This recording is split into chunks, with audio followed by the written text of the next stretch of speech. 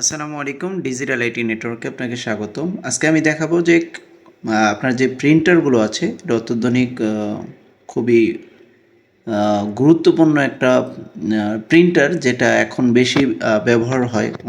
অনেকগুলো প্রিন্ট করলে এই ধরনের প্রিন্টারটা ইউজ করি, যেটার নাম হচ্ছে লেজারজেট এন্টারপ্রাইজ M4060407008। এই ধরনের যে মডেল সিরিজ আছে এই সিরিজেরটা ইউজ করে থাকি এইচপির। তো এটা কিভাবে প্রিন্ট করবেন বা এটা কিভাবে সেট আপ করবেন সেটা দেখাবো। সম্পূর্ণ ভিডিওটা দেখবেন। আশা করি চ্যানেলটা সাবস্ক্রাইব করে রাখবেন।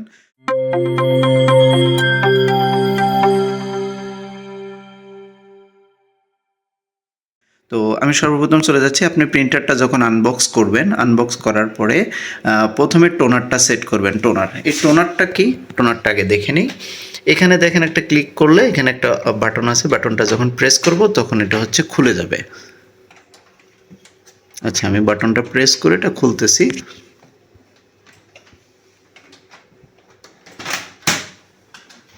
আচ্ছা, এই যে খুললাম। এখন এটা হচ্ছে টোনারটা আমি বের করি। আচ্ছা, বের করলাম। খুবই হালকা এবং স্লোলি বের করলেই হবে। এটা একটা টোনার। এটা হচ্ছে লেজারজেট M406 এর লেজারজেট যেটা টোনার। এগুলো বড় বড় যারা বেশি প্রিন্ট করে থাকে তাদের জন্য খুবই প্রয়োজনীয়। এই প্রিন্টারটা খুবই দ্রুত কাজ করে।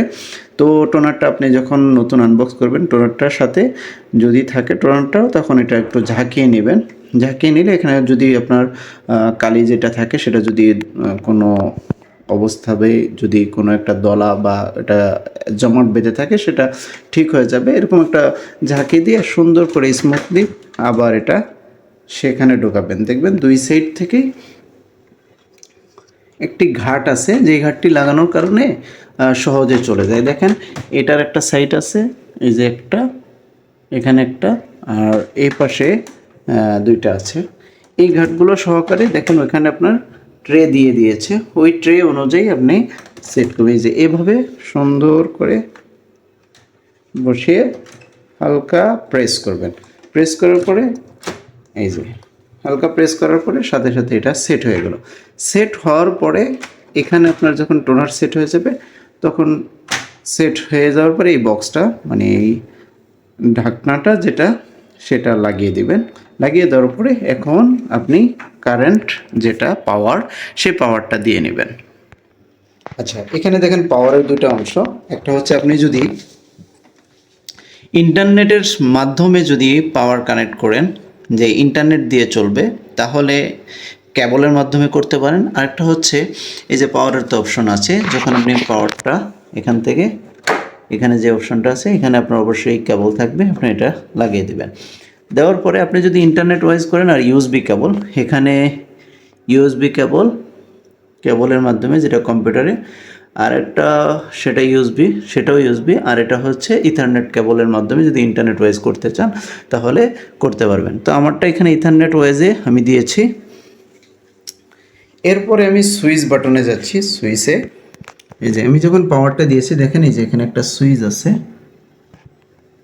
দেখেন সুইচটা আলো জ্বলতেছে, একটু পর পর আলো জ্বলবে, তার মানে আপনার পাওয়ার পেয়েছে, কানেক্ট হয়েছে। এখন কিন্তু আপনি ইন্টারনেট ওয়াইজ যদি কানেক্ট করেন তাহলে কিন্তু প্রিন্ট করতে পারবেন। এখানে দেখেন আমার এটা অলরেডি করা ছিল, তো এটা আমি রিমুভ করে দিয়ে নতুন করে সেট করে দেখাচ্ছি আপনাদেরকে। এই যে রিমুভ ডিভাইস, এখান থেকে রিমুভ করে দিলে এটা রিমুভ হয়ে যাবে, এটা যেটা আমার আগেই কনফিগার করা ছিল। তো এটা আমি এখান থেকে ডিলিট করে নতুন করে কীভাবে করতে হয় সেটা দেখাচ্ছি।